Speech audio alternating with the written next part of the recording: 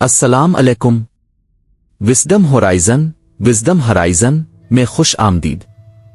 ہر روز صبح سویرے ہمارے دسترخوانوں پر موجود سفید لذیذ اور غذائیت سے بھرپور دودھ کا گلاس ایک عام سی بات لگتا ہے۔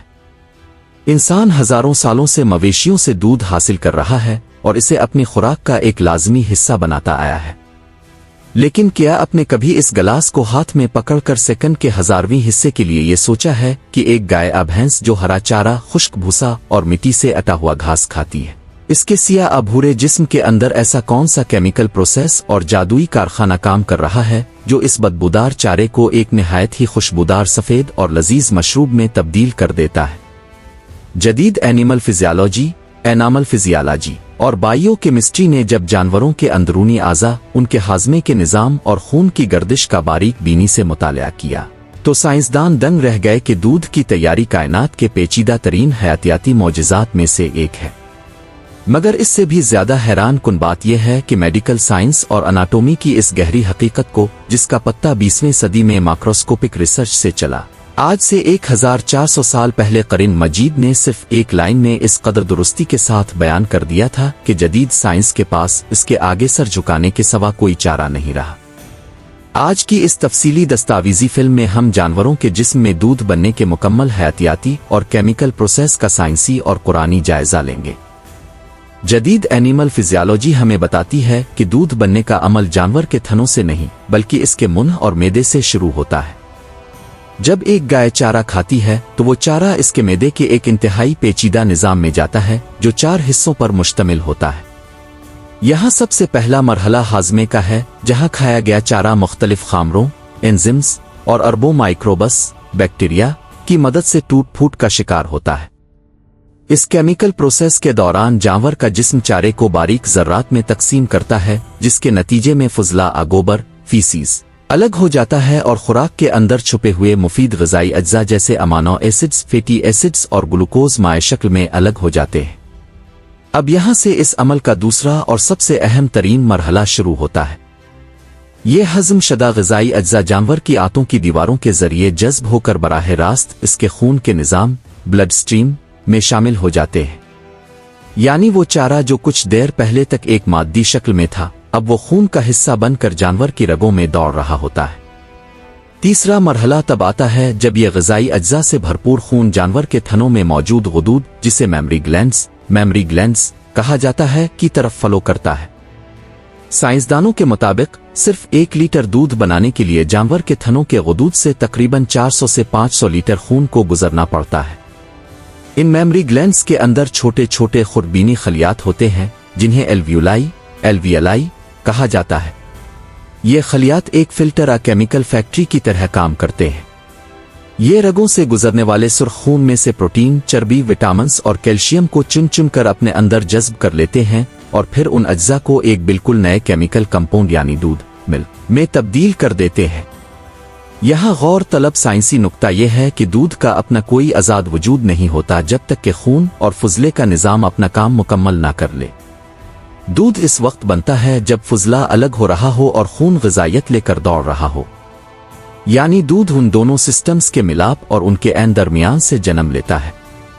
آئیے اب کلام الہی کی اس لازوال اور معجزاتی آیت پر غور کرتے ہیں، جس نے 1400 سال پہلے ہی جانوروں کے اس پورے دوران خون اور کیمیکل فلٹریشن کے نظام کو دنیا کے سامنے رکھ دیا تھا۔ قرآن مجید کی 16 سورت سورہ النحل کی آیت نمبر 66 میں اللہ رب العزت ارشاد فرماتا ہے، ہم تمہیں چوپایوں کے پیٹ میں موجود گوبر / فضلے اور خون کے درمیان سے خالص دودھ پلاتے ہیں جو پینے والوں کے لیے نہایت خوشگوار ہے۔ اس مختصر سی آیت میں کائنات کے خالق نے 3 ایسے الفاظ استعمال کیے ہیں جو پوری اینیمل فزیالوجی کا نچوڑ ہے۔ فیسیز / ڈائجسٹڈ فوڈ، اس سے مراد وہ ہضم شدہ چارہ اور فضلہ ہے جو معدے اور آنتوں میں پڑا ہوتا ہے۔ بلڈ، اس سے مراد وہ خون ہے جو آنتوں سے غذائیت لے کر پورے جسم اور تھنوں کی طرف گردش کرتا ہے۔ قرآن نے یہ نہیں کہا کہ دودھ فضلے سے بنتا ہے یا دودھ صرف خون سے بنتا ہے، بلکہ فرمایا کہ یہ ان دونوں کے درمیان سے نکلتا ہے۔ آج کی سائنس اس بات کی 100% تصدیق کرتی ہے کہ اگر آنتوں میں فضلہ الگ نہ ہو تو غذائیت نہیں ملے گی، اور اگر وہ غذائیت خون، دم میں شامل نہ ہو تو میمری گلینڈز تک نہیں پہنچے گی۔ ان دونوں مادی نظاموں کے عین وسط میں جو بائیو کیمیکل فلٹریشن ہوتی ہے، اسی کے نتیجے میں اولیوبن الف خلص الف او یعنی بالکل پاک سفید اور خالص دودھ نمودار ہوتا ہے۔ 7ویں صدی کے عرب میں جہاں نہ تو کوئی لیبارٹری تھی اور نہ ہی کسی کو یہ معلوم تھا کہ تھنوں کے اندر خون کی گردش کیسے ہوتی ہے، وہاں اس قدر باریکی سے اس کیمیکل پروسیس کو بیان کرنا کسی انسان کے بس کی بات نہیں ہو سکتی۔ اس دستاویزی فلم کا سب سے منفرد اور گہرا نقطہ یہ ہے کہ قدرت نے اس فلٹریشن کے عمل میں صفائی اور پاکیزگی کا کتنا بڑا نظام رکھا ہے۔ جانور کے پیٹ کے اندر چارہ اور فضلہ فرس انتہائی بدبودار اور گہرے رنگ کا ہوتا ہے، دوسری طرف جانور کا خون دم سرخ رنگ کا اور ایک الگ ذائقے کا حامل ہوتا ہے۔ اگر خون کا ایک قطرہ بھی دودھ میں مل جائے تو دودھ کا رنگ خراب ہو جاتا ہے اور وہ پینے کے قابل نہیں رہتا۔ اسی طرح اگر معدے کی بدبو اور فضلے کا کوئی اثر اس میں چلا جائے تو وہ زہر بن جائے۔ لیکن اللہ تعالیٰ کا نظام دیکھیے کہ اس بدبودار فضلے اور سرخ گرم خون کے عین درمیان سے جو مائع فلٹر ہو کر نکلتا ہے، اس کا رنگ بالکل سفید اور چمکدار ہوتا ہے، اس کی خوشبو نہایت مسحور کن ہوتی ہے اور اس کا ذائقہ انسان کے لیے کائنات کے سب سے لذیذ مشروبات میں سے ایک ہوتا ہے۔ قرآن نے اسی لیے آگے فرمایا، یعنی ایسا خالص دودھ جو گلے سے آسانی سے اتر جانے والا اور پینے والوں کے لیے نہایت خوشگوار ہے۔ یہ کیمیکل ٹرانسفارمیشن کہ ایک سرخ اور ایک بدبودار چیز کے ملاپ سے ایک سفید اور معطر چیز برآمد ہو جائے، صرف اور صرف اس الہی ڈیزائنر کی قدرت کا ہی شاہکار ہو سکتی ہے جس نے کائنات کے مادی قوانین کو ترتیب دیا ہے۔ اگر ہم وسیع تر تناظر میں دیکھیں تو یہ حیاتیاتی کارخانہ صرف ایک جانور کی فزیالوجی تک محدود نہیں ہے، بلکہ یہ پوری انسانی تہذیب کی بقا کا ضامن ہے۔ کائنات کے خالق نے انسان کی پیدائش سے لے کر اس کے بڑھاپے تک اس کی ہڈیوں کی مضبوطی اور نشو و نما کے لیے دودھ کو ایک مکمل غذا کمپلیٹ ڈائٹ بنایا ہے۔ اس میں پانی، کاربوہائیڈریٹس، چربی، پروٹین، کیلشیم اور ضروری وٹامنز کا وہ نپا تلا توازن موجود ہے جو دنیا کی کوئی بڑی سے بڑی لیب خود سے تیار نہیں کر سکتی۔ گائے اور بھینسیں اپنے بچوں کی ضرورت سے کہیں زیادہ دودھ پیدا کرتی ہیں، اور یہ اضافی پیداوار دراصل اسی کائناتی رحمت کا حصہ ہے جو انسانوں کے لیے مخصوص کی گئی ہے۔